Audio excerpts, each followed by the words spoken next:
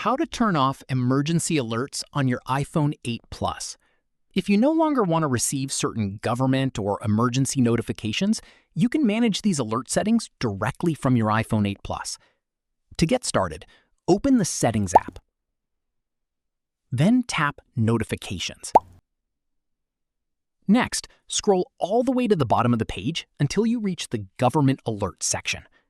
Depending on your country, region, carrier, and iOS version, you may see options such as emergency alerts, public safety alerts, Amber alerts, or test alerts. Simply turn off the toggle next to alert type you'd like to disable.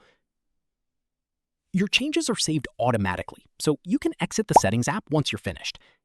Keep in mind that in some countries or regions, certain government-issued emergency alerts cannot be turned off due to local regulations. If you don't see the Government Alerts section, it's likely because your carrier or country doesn't support these settings. And that's it. You've successfully managed emergency alerts on your iPhone 8 Plus. If you found this tutorial helpful, don't forget to like this video and subscribe for more quick iPhone tips and tutorials.